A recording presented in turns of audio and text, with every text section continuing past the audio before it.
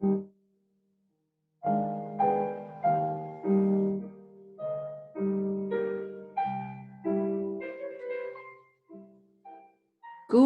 morning, dear friends. Another day and the joy of being incarnated at this time of the earth. You and I are being asked to join in and collaborate with Master Jesus to spread the good news so people remind themselves the reasons why they are here too. And it's about us always seeking the good. It's about the redemptive journey, which is also the theme of chapter 49 from the book Jesus in the Home, authored by Neil Lúcio through the medium Chico Xavier. We here have a gathering in Peter's home, and it was a gospel-centered conversation. And the mother of John, Zebedee's wife, asked Jesus, "Lord, how will our journey to the divine kingdom happen?" And Jesus replied with a story of people who lived in a valley in a far-off country. And there were a number of Jews, and they were all blind. And after praying and praying, they came to know that if they apply themselves in particular disciplines, they would one day be able to see again and go into this journey to Mount Zion, where they would be able to worship the Almighty Father. They didn't believe. Many didn't believe. They were sarcastic. But there was one man, a young man, who believed in it. And Jesus says he was brave and serene. He began devoting himself to the required disciplines. And after 4 years of meditation, hard work, and personal obedience to the law, along with fasting and prayer, he regained his sight. He was overwhelmed with joy. He told everybody else, but they thought he was crazy. In any event, he went on the journey to Mount Zion. Did he reach the mount? You can find out when you read this chapter in the book. But at the end of the story, Jesus turns to everyone and says, "Such is the journey to the heavenly kingdom. Above all, people must realize that they are blind and apply to themselves the remedy prescribed in the divine commandments. Upon attaining understanding, despite the ridicule of all the ignorant people around them, they must press onward alone, almost always alone, from the dark terrestrial valley to the mount of divine light, making use of every opportunity to serve indiscriminately, even their enemies and persecutors. When followers of the good understand their duty to silently mobilize all of their resources on the journey, without wasting any time on complaining or criticizing, which only indicate a low level of spiritual growth, will they then be in a position to reach the kingdom in the shortest amount of time possible, because they will continue molding their wings for the divine flight by using self-discipline and unceasing work for the peace and happiness of all." What a surprising message, because we come to know that this redemptive journey is to achieve our happiness.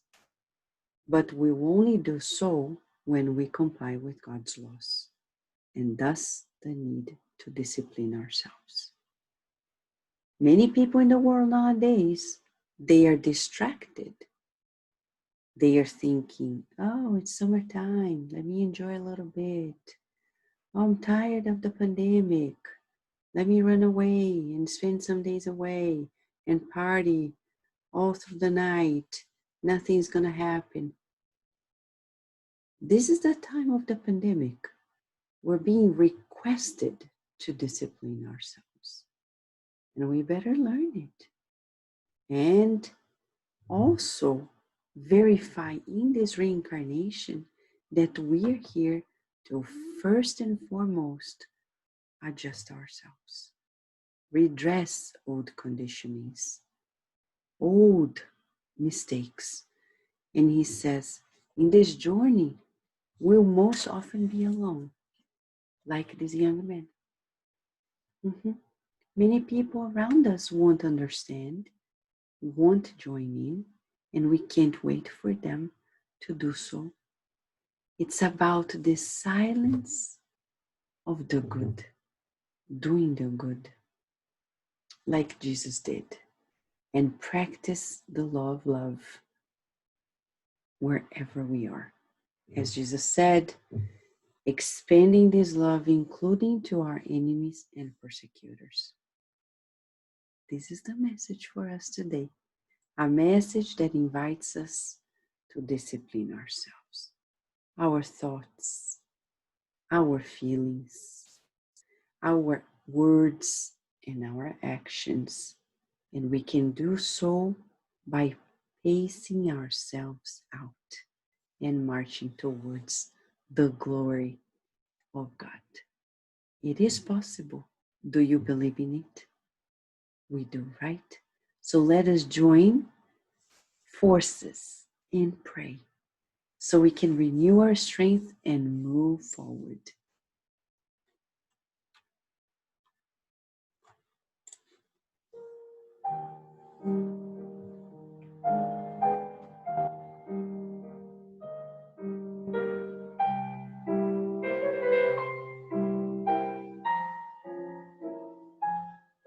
What a joy, Master Jesus, to learn with you, to hear your stories, to see your smile, to find the comfort and the security in your guidance. We're not alone, no longer, because you are with us.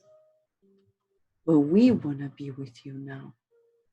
Thank you for your patience, for loving us unconditionally, for enveloping us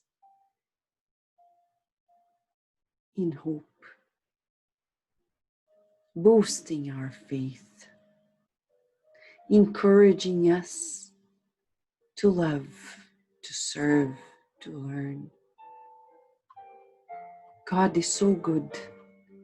Through you, we're sure that God is wonderful. For we are never forsaken. But at this moment, we feel for those who still don't see it, don't believe in it, who are still distracted and suffering. We pray for the non-believers in the world. We hope that they allow themselves the opportunity to embrace God as God embraces them.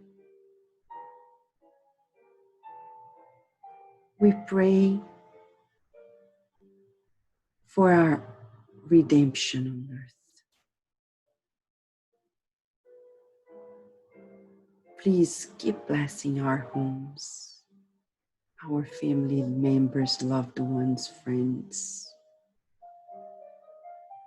and empower us with your love so we can be of help instruments of help wherever we are.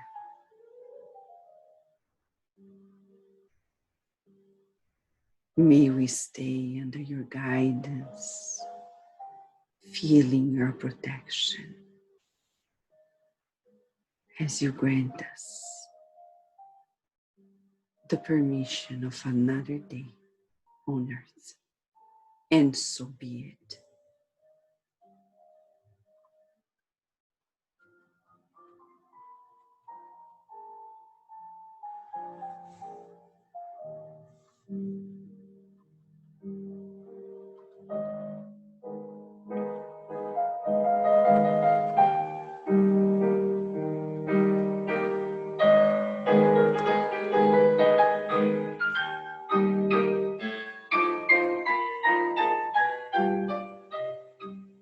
May our redemptive journey be harmonious, more than yesterday, more than before. And may we discipline ourselves to do the good wherever we are. Thank you, friends, for joining us here at Cardiac Radio this morning. Stay here with us so we can nourish our souls all the way to God. Thank you.